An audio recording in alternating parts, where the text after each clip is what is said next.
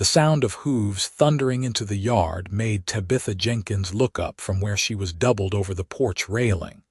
And when she saw the tall cowboy dismounting his horse with urgency in his movements, she tried to straighten up, but another violent cough racked her body and brought fresh blood spattering onto the weathered wood beneath her trembling hands.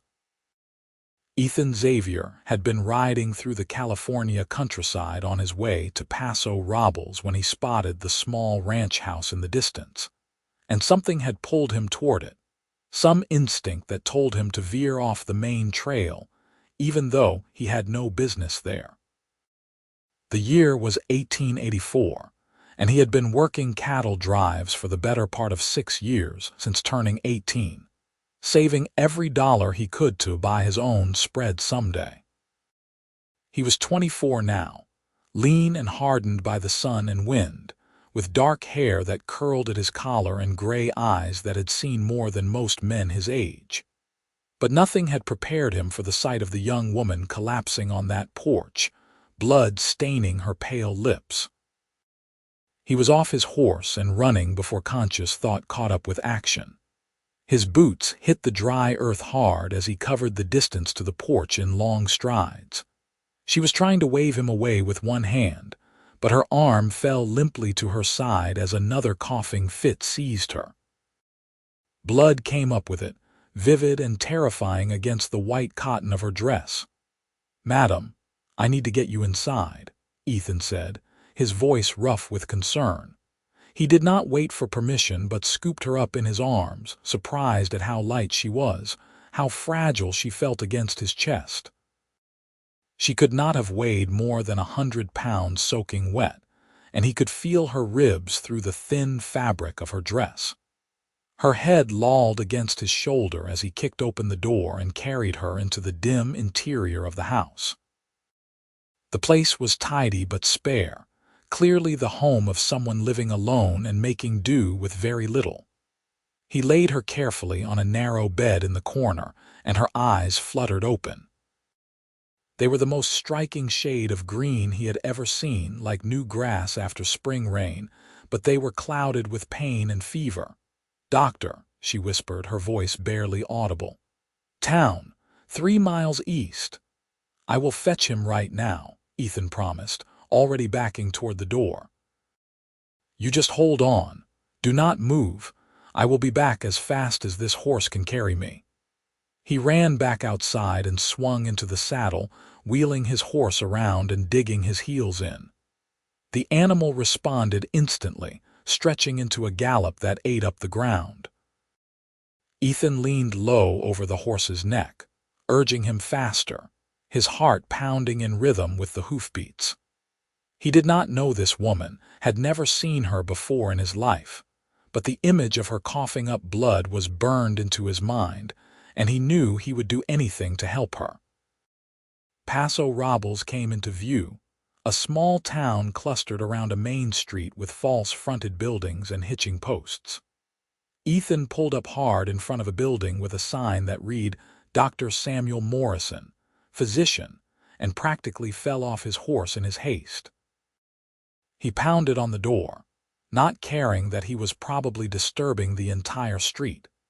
A middle-aged man with spectacles and a neatly trimmed beard opened the door, his expression moving from irritation to concern when he saw the desperation on Ethan's face.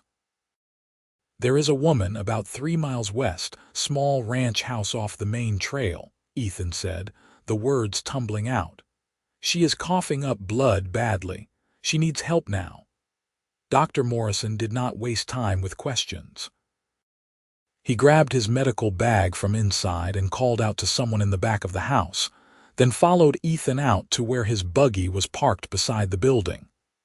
"Lead the way," he said tersely.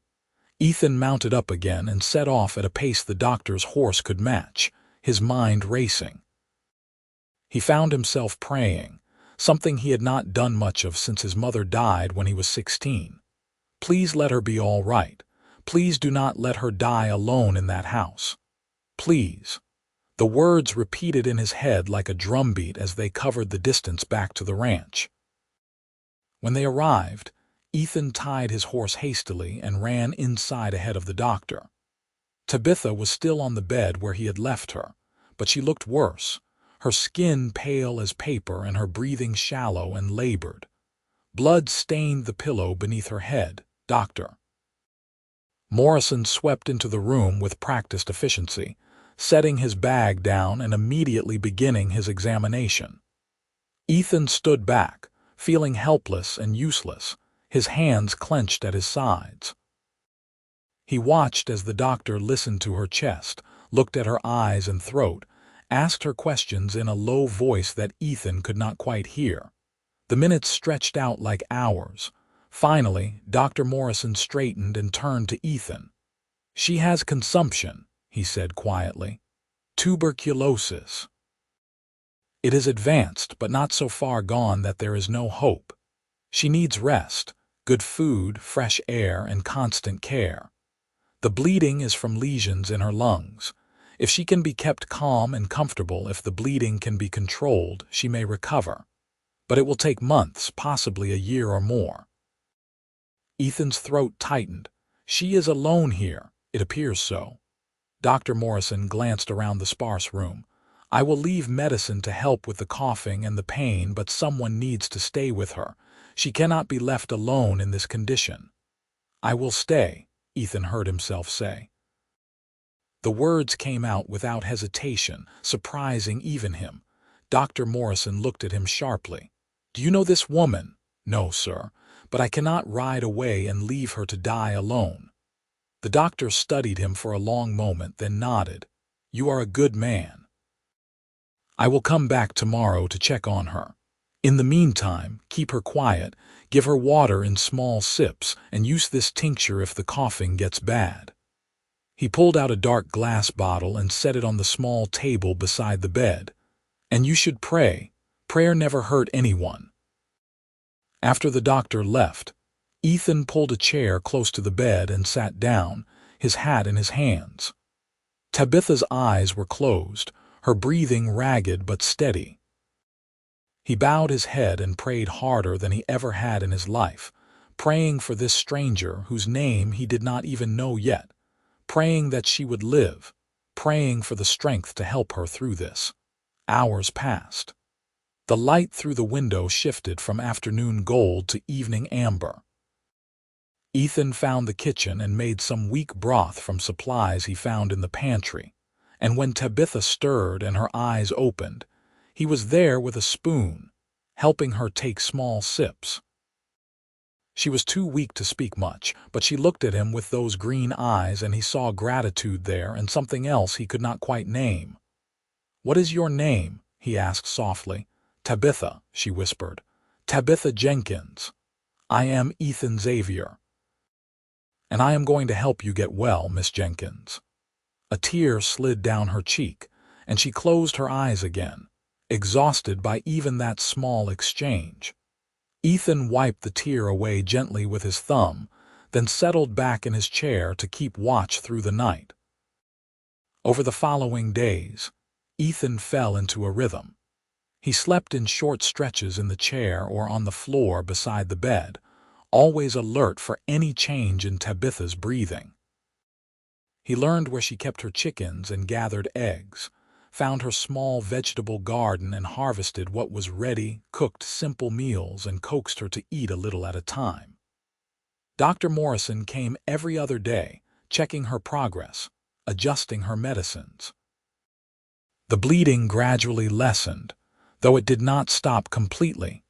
As Tabitha grew a little stronger, able to stay awake for longer periods, they began to talk. Ethan learned that she was 22 years old, that she had come to California from Missouri with her parents 5 years earlier, hoping the warmer climate would help her father's health. They had bought this small ranch with their savings, barely scraping by on what they could grow and sell. Her mother had died 2 years ago from a fever, and her father had followed 6 months later, leaving Tabitha alone to manage the property. She had been doing her best, but the consumption had started a year ago, and it had been getting worse. "I thought I was going to die alone," she told Ethan one afternoon, her voice still weak but clearer than it had been. "I had made my peace with it, and then you rode into my yard like something out of a dream." Ethan, sitting beside the bed with a plate of eggs and bread he was trying to get her to eat, felt his chest tighten. "I am glad I came along when I did. I do not think much about fate, but something told me to turn off that trail. I am grateful I listened." "Why are you doing this?" Tabitha asked, her green eyes searching his face. "You do not know me. You had your own life, your own plans. Why would you give all that up for a stranger?" Ethan was quiet for a moment, considering his answer. "I do not rightly know," he said honestly. "When I saw you there, coughing up blood, something in me just knew I could not leave. Maybe it is because when my mother died, she was alone. My father was out on the range and I was working in town, and she died by herself in our house. I have always regretted that. Maybe this is my way of making that right somehow." Tabitha reached out a thin hand and placed it over his. Her touch was warm, and Ethan felt something shift in his chest, a feeling he had not expected and did not quite know what to do with. "I am sorry about your mother," she said softly. "But I am grateful for what you are doing for me, more grateful than I can say." Ethan turned his hand over and gently squeezed hers. "You just focus on getting well. That is all the thanks I need." As the weeks passed, Tabitha continued to improve slowly but steadily. The bleeding became less frequent, and she was able to sit up in bed, then to stand and walk around the room for short periods. Ethan moved her bed out to the porch during the warmest part of the day so she could get fresh air and sunshine, as Dr. Morrison recommended. He fixed things around the property that had fallen into disrepair, mended fences, patched the roof, cared for the chickens and the garden. He rode into town once a week for supplies, using his own money since Tabitha had very little left. During those long days and evenings, they talked about everything. Ethan told her about growing up on a ranch in Texas, about his father who still worked cattle there, about his dreams of owning his own land someday. Tabitha told him about Missouri, about the green hills and the way the seasons changed there, about her mother's laugh and her father's quiet strength. They talked about books, though neither of them had much education, and about the future, though Tabitha's was uncertain. They talked about faith and hope, and what it meant to keep going when everything seemed impossible. Ethan found himself looking forward to their conversations more than anything else in his day. He loved the way Tabitha's face lit up when she smiled, the way her eyes sparkled when she teased him about his terrible cooking, the way she listened when he talked, really listened, as though his words mattered. He had never felt this way about anyone before, this deep pull, this need to be near her, to hear her voice, to see her smile. It frightened him a little how much he was starting to care. One evening in late October, nearly 2 months after he had first arrived, Ethan was sitting on the porch steps watching the sunset while Tabitha rested in a chair behind him, wrapped in a blanket. The air was cooling as autumn settled over California, and the sky was painted in shades of orange and pink. "Ethan," Tabitha said quietly, and something in her tone made him turn around to look at her. "I need to tell you something." His heart clenched with sudden fear. "What is it?" "Are you feeling worse?" "No, nothing like that." She smiled, but there was nervousness in it. "I just need to say this before I lose my courage. You have been here for 2 months now, taking care of me, keeping this place running, spending your own money to keep us fed. You have put your whole life on hold for me, and I need you to know that you do not have to stay. I am so much better now. I can manage on my own. You have done more than anyone could have asked, more than I ever deserved, and I will never forget it, but I cannot keep you here out of obligation. If you need to go to get back to your own life, I will understand." Ethan stood up and moved to kneel beside her chair, taking both her hands in his. Is that what you think? That I am staying out of obligation? I do not know, Tabitha said, and her voice trembled. I do not know why else you would still be here. Tabitha, he said her name like a prayer. I am not staying because I have to. I am staying because I want to. Because somewhere along the way in all these days and nights I fell in love with you.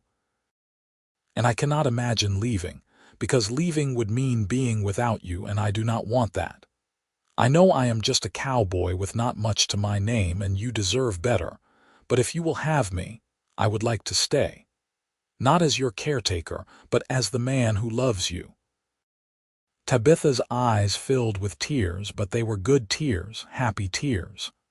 I love you too, she whispered. I have loved you for weeks now, but I was afraid to say it, afraid you would think it was just gratitude or weakness or the sickness talking. But it is not. It is real. You are the best man I have ever known, Ethan Xavier, and I do not want you to leave either. Ethan stood and pulled her gently to her feet, mindful of her fragility, and wrapped his arms around her. She leaned into him, and he rested his chin on the top of her head, feeling her heartbeat against his chest. Then I am staying, he said firmly. And when you are well enough, when Dr. Morrison says you are strong enough, I am going to marry you if you will have me. Yes, Tabitha said, laughing and crying at the same time. Yes, I will have you. I will marry you. They stood there on the porch as the sun sank below the horizon, holding each other, and Ethan sent up a prayer of thanks. He had prayed so hard those first terrible days and nights, prayed that Tabitha would live, and his prayers had been answered. But he had received so much more than he had asked for. He had found love, real and true and deep, the kind he had never thought he would find. The next morning, Dr. Morrison came for his regular visit, and after examining Tabitha, he declared himself cautiously optimistic. The improvement is remarkable, he said, packing up his medical bag. I have seen many cases of consumption, and few recover as well as you have, Miss Jenkins. Whatever you are doing, keep doing it. Fresh air, good food, rest, and happiness seem to be the best medicine.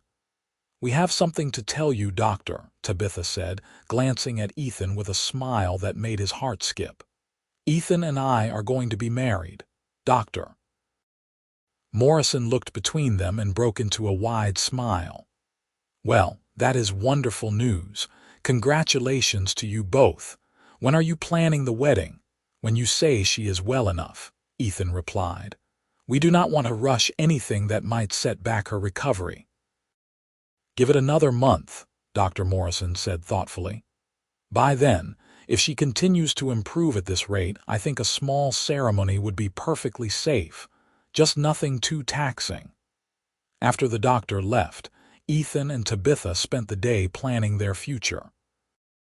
They would marry here on the ranch, with just a few witnesses from town. Tabitha wanted to wear her mother's wedding dress, which was stored in a trunk in the bedroom. Ethan said he would ride into Paso Robles and buy a new suit, the first new clothes he had owned in years. They would fix up the ranch house, make it a real home. Ethan would bring his few possessions from where he had left them in storage in a town 50 miles north. They would work the ranch together, build it up, make it prosper. Are you sure you want to give up the cattle drives? Tabitha asked, worry creasing her brow. I know that was your life. My life is here now with you, Ethan said simply. I have enough saved to buy some cattle of our own, maybe a few more chickens, another horse. We can make this place into something good, Tabitha, together.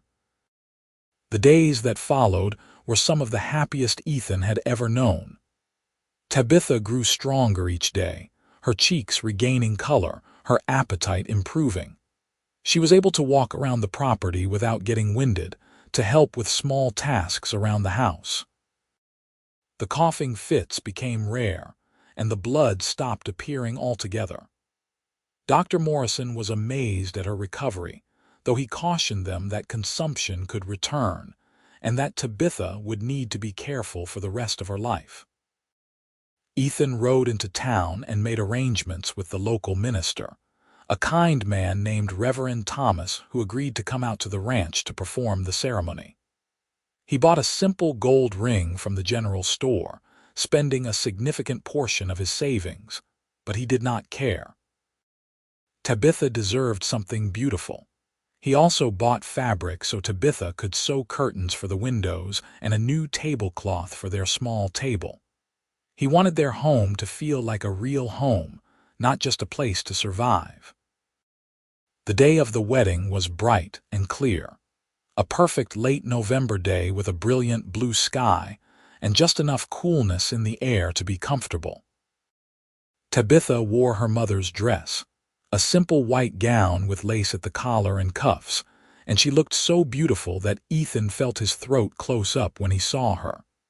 She had put a few wildflowers in her hair, and her green eyes shone with joy. Reverend Thomas performed the ceremony on the front porch, with Dr. Morrison and his wife as witnesses, along with the couple who ran the general store in town. The words were simple but profound, the promises they made to each other binding and true. When Ethan slipped the ring on Tabitha's finger and kissed her for the first time as his wife, he felt as though his whole life had been leading to this moment. After the ceremony, Mrs. Morrison had brought a small cake, and they all shared it along with coffee and conversation. It was not fancy or elaborate, but it was perfect. As the sun began to set and their guests departed, Ethan and Tabitha stood together in the doorway of their home, watching the sky turn colors.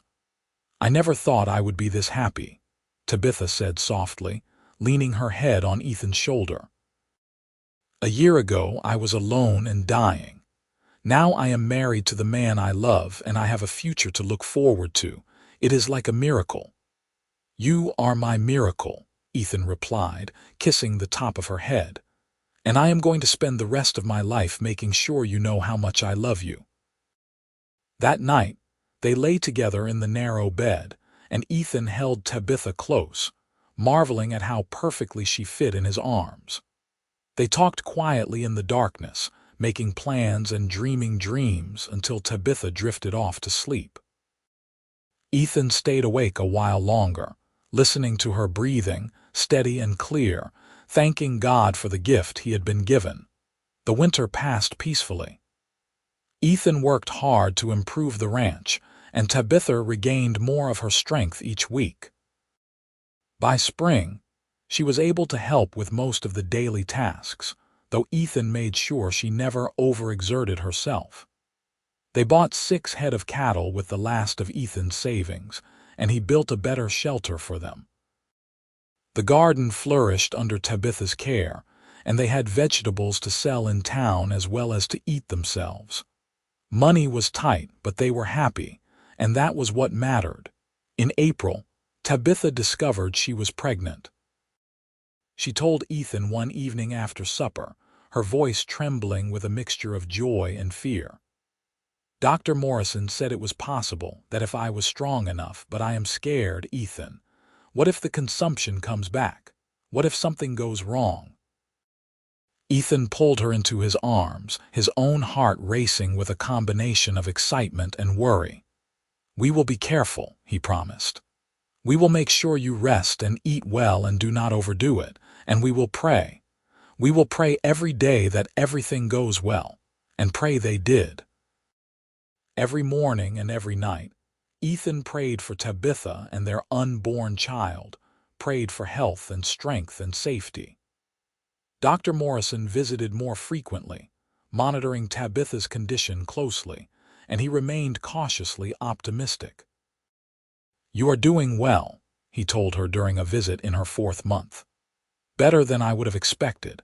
Just continue to take care of yourself, and there is no reason to think you cannot have a healthy baby." As Tabitha's belly grew, so did Ethan's love for her, if that was even possible. He was constantly amazed by her strength, her resilience, the way she faced each day with courage and grace despite her fears.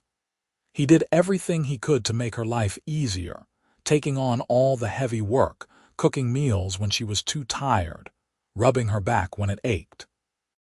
He talked to the baby through her belly, telling stories and singing songs he remembered from his own childhood, making Tabitha laugh with his terrible singing voice. The summer was hot, but they managed. Ethan rigged up shade on the porch where Tabitha could sit during the worst heat of the day, and he made sure she drank plenty of water. The ranch was thriving now, the cattle healthy, the garden productive. They had even managed to save a little money, which Ethan kept in a tin in the back of the cupboard for emergencies. In late September, as the leaves were just beginning to turn, Tabitha went into labor. It was a long and difficult labor, lasting through the night and into the next day. Ethan stayed by her side the entire time, holding her hand, wiping the sweat from her brow, praying harder than he had ever prayed in his life. Dr. Morrison was there, calm and competent, guiding Tabitha through the process. When the baby finally came, a lusty, red-faced boy with a thick head of dark hair, Ethan felt tears stream down his face. Dr. Morrison placed the baby in Tabitha's arms, and she looked down at their son with such love and wonder that Ethan's heart felt too big for his chest. "He is perfect," Tabitha whispered, exhausted but glowing. "Absolutely perfect. What should we name him?" Ethan asked, stroking the baby's soft cheek with one finger. "I was thinking Thomas," Tabitha said. "After the Reverend who married us, Thomas Jenkins Xavier. What do you think?" "I think it is perfect," Ethan agreed. "Hello, Thomas. Welcome to the world, son." Dr. Morrison examined both Tabitha and the baby thoroughly and declared them both healthy. "You did remarkably well," he told Tabitha. "I am very proud of you. Now rest, and let this husband of yours take care of you both." The first few weeks with a newborn were exhausting and overwhelming, but Ethan and Tabitha navigated them together. Ethan learned to change nappies and warm bottles of milk when Tabitha needed a break from nursing. He walked the floor with Thomas when the baby cried in the middle of the night, singing his terrible songs until the infant settled. Tabitha marveled at what a natural father Ethan was, how gentle and patient he could be with their tiny son. As Thomas grew, Tabitha's health remained stable. The consumption seemed to be in remission, though Dr. Morrison warned them to remain vigilant. But months passed, then a year, then two, and there were no relapses. Tabitha grew stronger, her body healing from the trauma of the disease and the birth. She was never quite as robust as a woman who had never been ill, but she was healthy enough to live a full life, to care for her son, to work alongside Ethan on the ranch. Thomas was a bright, curious child, walking early and talking early, with his mother's green eyes and his father's dark hair. He loved the animals, especially the horses, and Ethan would spend hours with him in the barn, teaching him about the animals, letting him help with simple tasks. Tabitha would watch them from the porch, her hand resting on her growing belly. She was pregnant again, and this time she was not nearly as frightened. Her body had proven it could handle pregnancy and birth, and she felt strong. Their second child, a daughter they named Sarah, was born in the spring of 1888, an easier birth than Thomas had been. She had Tabitha's red gold hair and Ethan's gray eyes, and she was a peaceful, happy baby. Thomas was fascinated with his little sister, always wanting to hold her and help take care of her. The ranch continued to prosper. Ethan was a shrewd businessman, buying cattle when prices were low and selling when they were high. He hired a hand to help during the busiest times, a young man named Peter who was reliable and hardworking. They built a bigger barn and a proper chicken coop. They planted fruit trees that would bear in a few years. The little ranch that had once been barely surviving was now a thriving, productive homestead. In 1890, when Thomas was 4 and Sarah was 2, Tabitha had another scare. She developed a fever and a cough, and for a few terrifying days, Ethan feared the consumption had returned. Dr. Morrison came immediately, examined her thoroughly, and determined it was just a bad cold, not tuberculosis.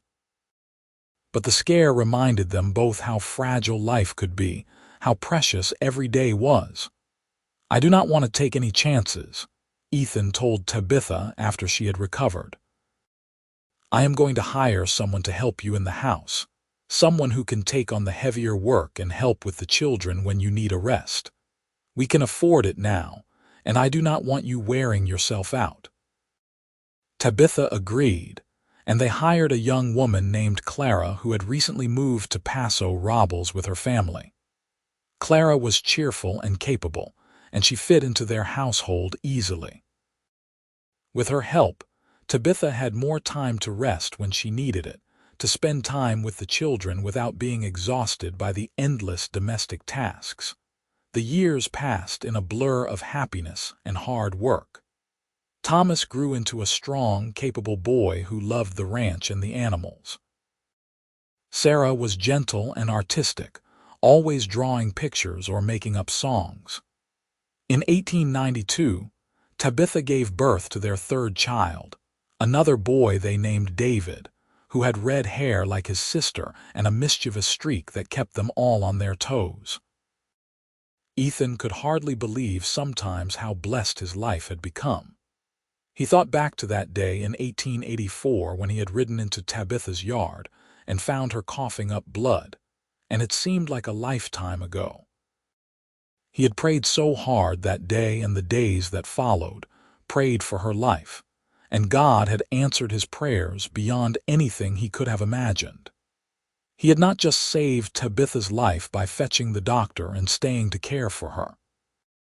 He had found his purpose, his home, his family, everything he had ever wanted without even knowing he wanted it. On their 10th wedding anniversary in 1894, Ethan took Tabitha into town for dinner at the new hotel restaurant, leaving the children with Clara for the evening. It was a rare luxury being alone together, dressed in their best clothes, eating food someone else had cooked. Tabitha looked beautiful in a new dress Ethan had bought for her, her red gold hair swept up, her green eyes sparkling in the lamplight. "Do you ever regret it?" Ethan asked as they ate. "Marrying me, I mean. I never gave you much of a choice. I just showed up and took over your life." Tabitha reached across the table and took his hand. "I have never regretted it for a single moment," she said firmly. "You saved my life, Ethan, in every way a person can be saved. You gave me love and a family and a future when I thought I had none. You are the best thing that ever happened to me." "You are the best thing that ever happened to me," Ethan replied, his voice thick with emotion. "I was just drifting before I found you, working cattle drives, saving money for some vague future. But you gave me a purpose. You gave me a home. I love you more now than I did the day we married, and I loved you so much that day I thought my heart would burst." "I love you too," Tabitha said, tears glistening in her eyes. "Always and forever." They finished their dinner and walked back to the ranch under a sky full of stars, hand in hand, talking about their life, their children, their dreams for the future. The ranch was doing well enough now that they could think about expanding, maybe buying the adjacent property that was for sale, running more cattle. Thomas was old enough to start taking on real responsibilities, and he was eager to learn everything Ethan could teach him about ranching. Sarah wanted to learn to read better so she could read books from the library in town. David was still small but already showing signs of being a natural with horses. When they arrived home, Clara reported that the children had been good, and they paid her and sent her home. Then they looked in on each of their sleeping children, watching them for a moment in the dim light from the hallway. Thomas sprawled across his bed, one arm flung over his head. Sarah clutched her favorite doll, her red gold hair spread across the pillow. David was curled into a ball, his thumb in his mouth, even though they were trying to break him of that habit. "We made them," Tabitha whispered, wonder in her voice. "These beautiful children, we made them together." "And they are perfect," Ethan whispered back, "just like their mother." They went to their own room, the one they had shared since that first night after their wedding, though they had a bigger bed now and better furniture. Ethan pulled Tabitha close, and they lay together in the darkness, wrapped in each other's arms. "Tell me the story again," Tabitha murmured, her voice already drowsy. "About the day we met." It was a request she made often, and Ethan never tired of telling it. "I was riding through the countryside on my way to Paso Robles," he began softly, "and something told me to turn off the main trail. I did not know why, but I followed that instinct. And then I saw a small ranch house in the distance, and you were on the porch. You were coughing blood, and when I saw you collapse, I knew I had to help. I rode into your yard as fast as I could, and I picked you up and carried you inside. Then I rode for the doctor, praying harder than I had ever prayed in my life. I prayed that you would live, that you would be all right, and God answered my prayers." "And you stayed," Tabitha whispered. "You stayed and took care of me, even though you did not know me." "And I fell in love with you," Ethan continued. "Somewhere in those days and nights, I fell completely and hopelessly in love with you. And when you told me you loved me too, it was the happiest moment of my life. Until we got married. And then until each of our children were born. Every day with you is the happiest day of my life." Tabitha sighed contentedly and snuggled closer. "I am so glad you rode into my yard that day. I am so glad you did not pass by." "I am glad too," Ethan said, kissing the top of her head. "I am glad for every single day." The years continued to roll by, each one bringing new joys and new challenges. In 1896, Dr. Morrison retired and moved to San Francisco to live with his daughter, but a new young doctor took over his practice, a man named Dr. Henry Wells, who was just as competent and caring. He examined Tabitha and declared that her consumption appeared to be completely cured, though he cautioned that she should still be careful not to overexert herself. Thomas, now 12 years old, was becoming a skilled ranch hand, able to ride and rope nearly as well as his father. He was tall for his age, with broad shoulders and strong hands, and he took pride in his work. Ethan was grooming him to eventually take over the ranch, teaching him everything he knew about cattle, horses, land management, and business. Sarah, at 8 years old, was attending the small school in Paso Robles, where she excelled in reading and writing. She loved stories and wanted to be a teacher someday, though Ethan suspected she might also become a writer. She was always scribbling in journals, making up tales about adventure and romance. David, now 4, was a whirlwind of energy, always getting into things, but he had a sweet nature and a way with animals that suggested he would follow in his father's and brother's footsteps. In 1897, Tabitha discovered she was pregnant again, a surprise since they had thought their family was complete. She was 35 now, older than she had been with the previous pregnancies, and Ethan worried about her health. But Dr. Wells examined her and said she was strong and healthy, and there was no reason to think she could not have another successful pregnancy and birth. Their 4th child, another daughter they named Ruth, was born in early 1898 without complications. She was a tiny thing, smaller than their other babies had been, with dark hair like Ethan and Thomas and blue eyes that would eventually turn green like her mother's. The older children adored her, especially Sarah, who loved having a little sister to help care for. As the century drew to a close, Ethan and Tabitha took stock of their life and found it very good. The ranch was successful, providing a comfortable living for their growing family. Their children were healthy and happy. Tabitha's health had remained stable for years now, with no sign of the consumption returning. They had friends in town, a good standing in the community, a solid reputation. They had been married for 14 years, and their love had only deepened with time. On New Year's Eve 1899, as the new century approached, the whole family gathered on the front porch to watch the stars.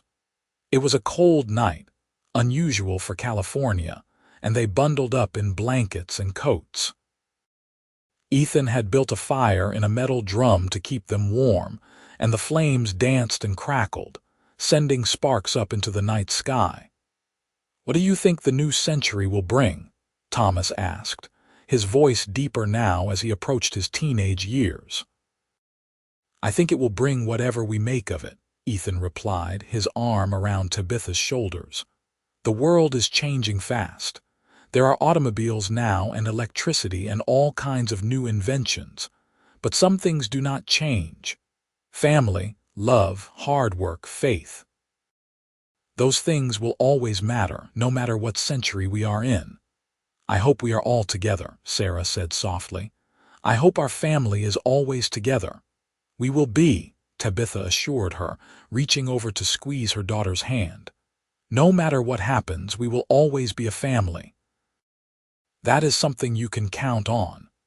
As midnight approached, they counted down together, their voices mingling in the cold night air. When the clock struck 12 and the new century officially began, they cheered and hugged each other, and Ethan kissed Tabitha under the stars, just as he had kissed her so many times before. "To the next 100 years," he said, smiling down at her. "To the next 100 years," Tabitha echoed. "As long as I have you, I can face anything." The early years of the new century brought continued prosperity and happiness to the Xavier family. Thomas, now a young man, took on more and more responsibility on the ranch, allowing Ethan to slow down a bit, though he was still very active and involved. Sarah graduated from school and began teaching at the very school she had attended, fulfilling her childhood dream. David was growing into a strong, capable young man like his brother, with a particular talent for training horses. And little Ruth, the baby of the family, was a bright, lively child who kept them all entertained with her antics. In 1904, 20 years after Ethan had ridden into Tabitha's yard and found her coughing blood, they decided to have a party to celebrate. Not their wedding anniversary, which they always celebrated privately, but a celebration of life, of survival, of the miracle that had brought them together. They invited everyone they knew in Paso Robles, and people came from miles around to join them. The party was held on a warm Saturday afternoon in June, with tables set up in the yard laden with food and drink. There was music and dancing, children running around playing games, adults catching up and sharing stories. Ethan stood to the side, watching it all, feeling a sense of profound gratitude. He caught Tabitha's eye across the yard, and she smiled at him, that same smile that had captured his heart all those years ago. Later, after most of the guests had left and the family was cleaning up, Thomas approached his father. He was 20 now, tall and strong and capable, every inch a man. "Pa, I have been thinking," he said, a little nervously. "There is a girl in town, Mary Sullivan. You know her family, they run the mercantile. I would like to court her with your permission." Ethan felt a pang in his heart, a mixture of pride and sadness. His boy was growing up, starting his own life. But that was how it should be. "Of course you have my permission," he said, clapping Thomas on the shoulder. "If you care for her, you should pursue her. Just treat her with respect and be honest with her. That is all any man can do." "That is what you did with Ma," Thomas said. "You were honest and respectful and you took care of her. That is the kind of man I want to be." Ethan felt his throat tighten with emotion. "You already are that kind of man, son. I am proud of you." Thomas courted Mary Sullivan for a year, and they were married in the fall of 1905 in a beautiful ceremony at the church in Paso Robles. Ethan and Tabitha watched their eldest son marry the woman he loved, and they held hands and remembered their own wedding, so different but just as meaningful. After the wedding, Thomas and Mary moved into a small house on the far side of the ranch property, which Ethan and Thomas had built together. Thomas would continue working the ranch with his father, but now he had his own home, his own life. Sarah, now 23, was still teaching and showed no signs of wanting to marry, though she had plenty of suitors. She was content with her life, with her students and her writing, and Ethan and Tabitha did not push her. David, at 17, was already catching the eye of several girls in town, though he was more interested in horses than romance at the moment. And Ruth, now 7, was still their baby, the light of their lives. In 1906, there was a great earthquake that struck San Francisco, hundreds of miles north, but they felt the tremors even in Paso Robles. The house shook and dishes fell from shelves, but there was no serious damage to their property. They thanked God for their safety and sent money and supplies to help those affected in the city. The years continued to pass in a pattern of seasons and celebrations, of hard work and moments of joy. Thomas and Mary had their first child in 1907, a boy they named Ethan after his grandfather. And suddenly, Ethan and Tabitha were grandparents. Holding his grandson for the first time, Ethan felt the wheel of life turning, felt the profound connection between generations. This baby boy, with his tiny fingers and his serious expression, was part of the legacy that Ethan and Tabitha had built, the family they had created from nothing. In 1909, Sarah surprised them all by announcing that she was engaged to marry a man named Robert Jennings, a teacher who had recently moved to Paso Robles from back east. He was kind and intelligent, and he clearly adored Sarah, so Ethan gave his blessing. They were married that summer, and Sarah continued teaching, though she moved to a house in town with her new husband. David, now 21, was still on the ranch, still working alongside his father and brother. He had become one of the best horse trainers in the region, and people came from miles around to buy horses he had trained. He was courting a girl named Elizabeth from a neighboring ranch, and Ethan suspected there would be another wedding soon. Ruth, now 11, was growing into a beautiful young woman with her mother's grace and her father's determination. She loved the ranch and often said she never wanted to leave, that she wanted to stay and help run it forever. Ethan and Tabitha exchanged amused glances when she said such things, knowing that feelings changed as children grew, but they appreciated her loyalty. In 1910, Ethan turned 50 years old, a milestone that made him reflective.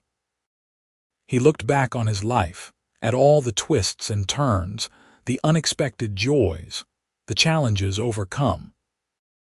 He thought about that young cowboy he had been, riding through California with no particular destination, and how his life had changed in an instant when he decided to turn off the main trail and investigate a ranch house in the distance. That decision, that moment, had shaped everything that came after.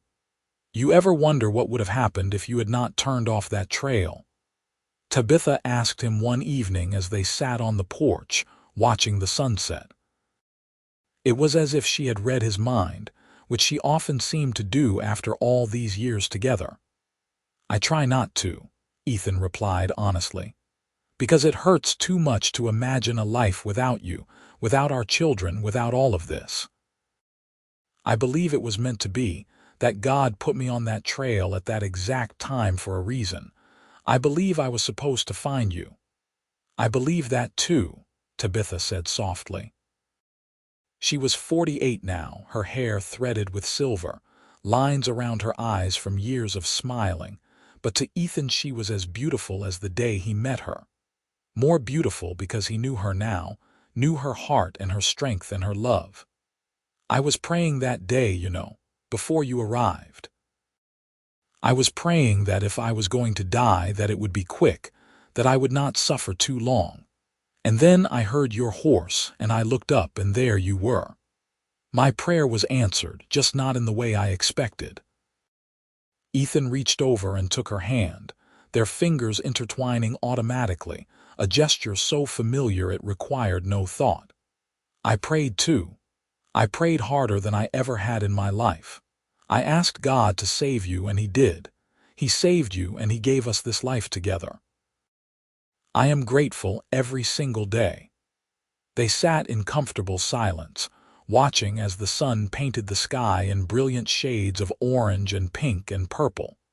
From inside the house, they could hear Ruth practicing her piano lessons, the notes floating out through the open window. From across the property, they could see smoke rising from the chimney of Thomas and Mary's house, where their grandchildren were probably being put to bed. Sarah was in town with her husband, and David was in the barn checking on a mare that was about to foal. Everything was as it should be. Everyone was safe and healthy and happy. The ranch was thriving. The family was strong. It was more than Ethan had ever dreamed possible, more than he had ever dared to hope for. In 1912, David married his Elizabeth in a ceremony on the ranch, with the whole family and half the town in attendance. It was a joyous celebration, full of laughter and music and dancing. Ethan danced with Tabitha, holding her close, moving slowly to the music, remembering their own wedding day so many years ago. They had been so young, so uncertain of the future, but so full of hope and love. Now they were older, wiser, but the hope and love remained stronger than ever. Thomas and Mary had 3 children now, 2 boys and a girl, and they were talking about needing a bigger house. Ethan and Thomas began making plans to expand, to build an addition that would accommodate the growing family.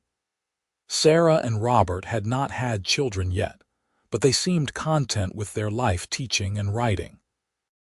And David and Elizabeth were newlyweds, just starting out, full of excitement about their future.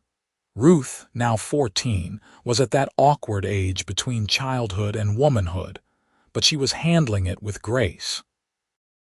She helped her mother around the house, helped with her nieces and nephews when they visited, and she was doing well in school. She had her mother's intelligence and her father's work ethic, a formidable combination. As 1914 dawned, bringing with it news of war in Europe that seemed very far away from their quiet ranch in California, Ethan and Tabitha celebrated 30 years of marriage. They had a quiet dinner, just the 2 of them, at the same hotel restaurant where they had celebrated their 10th anniversary. They talked about their life, their children, their grandchildren, all the blessings they had been given. "We have had a good life," Tabitha said, her green eyes soft with memory and love. "A beautiful life. I never imagined I could be this happy, this fulfilled. You gave me everything, Ethan. Everything I ever wanted and so much more." "You gave me just as much," Ethan replied. "You gave me a reason to stop drifting, a place to call home, a family to love and work for. You gave me purpose and meaning. I was just existing before I met you. You taught me how to truly live."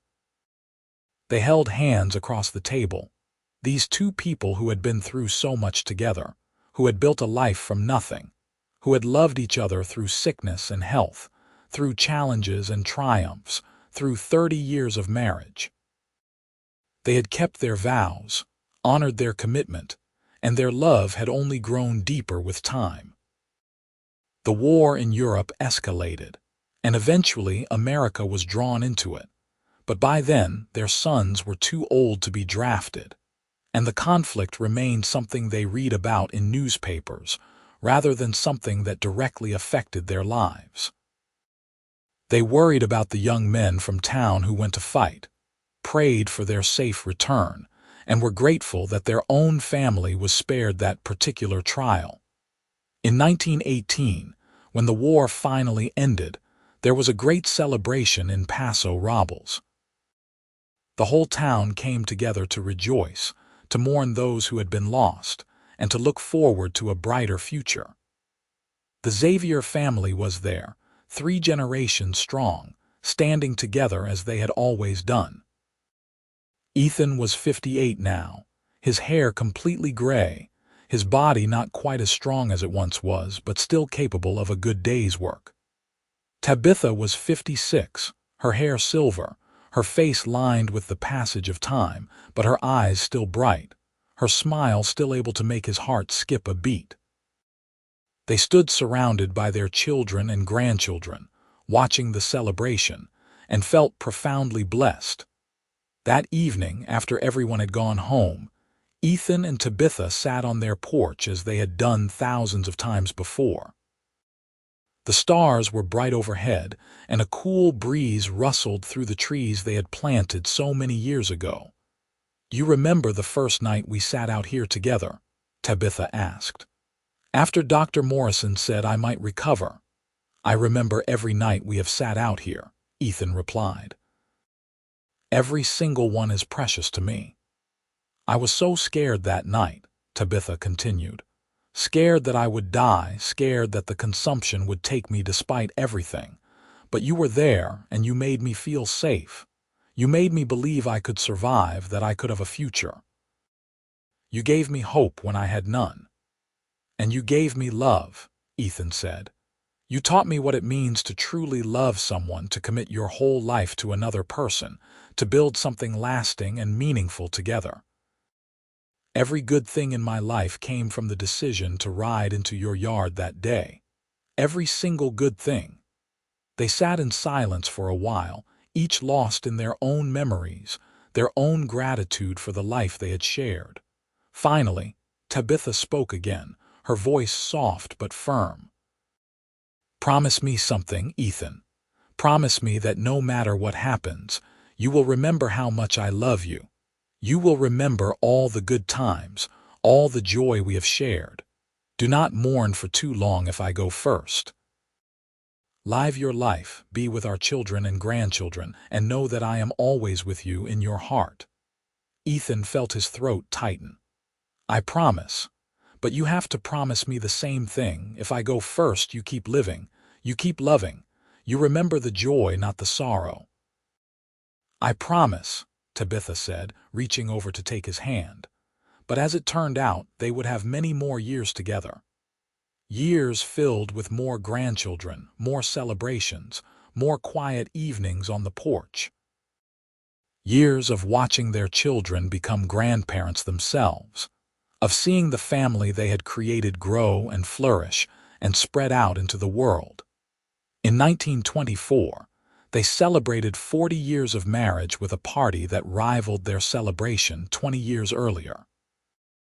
The ranch was packed with people, 4 generations of Xaviers and countless friends and neighbors.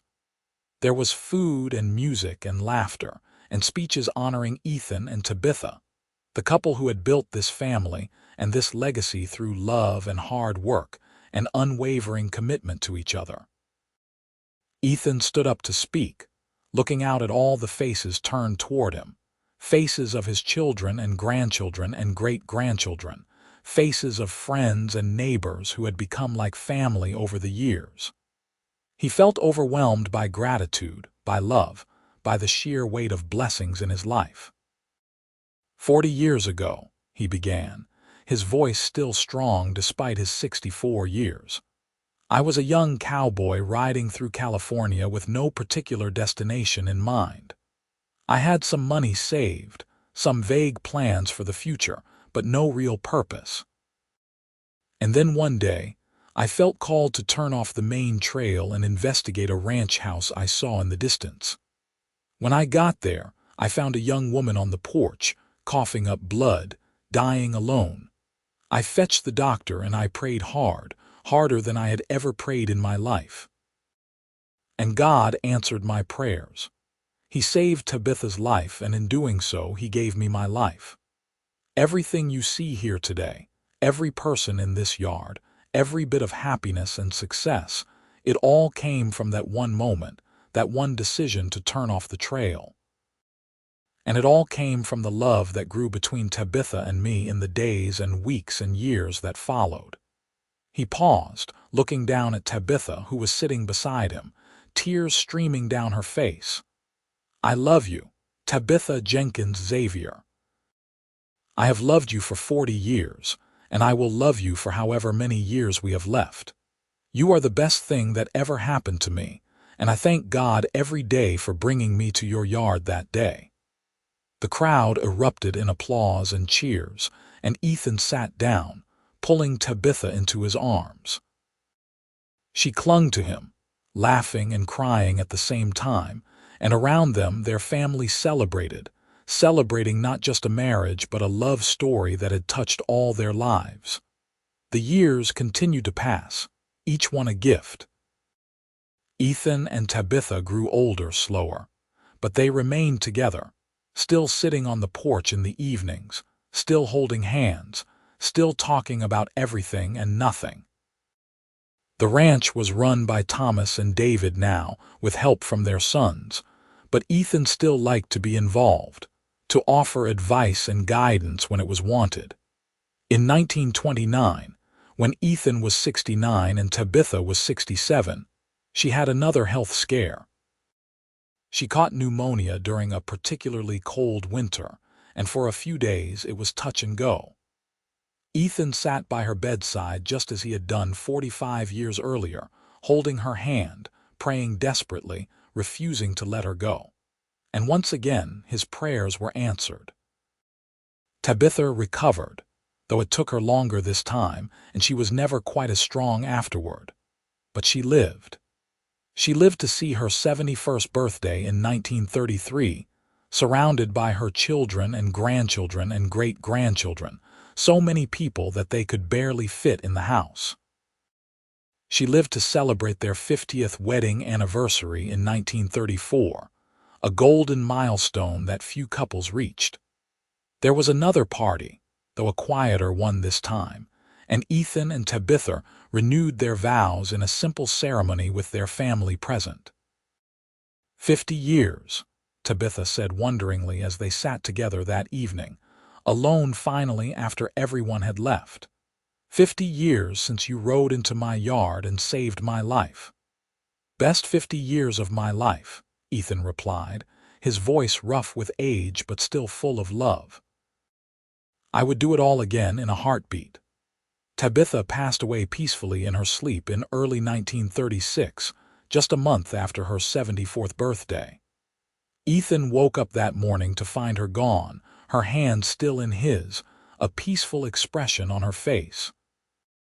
He sat there for a long time, holding her, talking to her, thanking her for 52 years of love and partnership and joy. He cried great wrenching sobs that shook his whole body, but underneath, the grief was gratitude. Gratitude that she had not suffered, that she had lived a long and full life, that they had been together until the very end. The funeral was held on the ranch, with hundreds of people in attendance. All 4 of their children spoke, sharing memories and stories that made people laugh and cry. All of their grandchildren and many of their great-grandchildren were there, a testament to the legacy Ethan and Tabitha had created together. Ethan sat in the front row, dry-eyed now, listening to the tributes, feeling the love in the room and knowing that Tabitha was at peace. In the months that followed, Ethan mourned, but he also lived, as he had promised Tabitha he would. He spent time with his children and grandchildren, sharing stories about their mother and grandmother, keeping her memory alive. He still sat on the porch every evening, though now he sat alone, talking to Tabitha as if she were still there beside him. And in a way, she was. She was in every part of the ranch they had built together, in every child and grandchild they had created, in every memory they had made over 52 years of marriage. Ethan lived for 3 more years, remaining active and involved in the ranch until the very end. He passed away in his sleep in the spring of 1939, just a week after his 79th birthday. His children found him in the morning, still in his favorite chair on the porch, a peaceful expression on his face, as if he had simply decided it was time to go be with Tabitha again. They buried him beside her on a hill overlooking the ranch, under a spreading oak tree that they had planted together in the early years of their marriage. The entire family gathered, 4 generations strong, to say goodbye to the man who had built this family, who had loved fiercely and worked tirelessly, and lived with integrity and faith. They told stories about him, about his kindness and his strength and his unwavering love for Tabitha, and they wept, but they also celebrated, because his life had been full and rich and meaningful.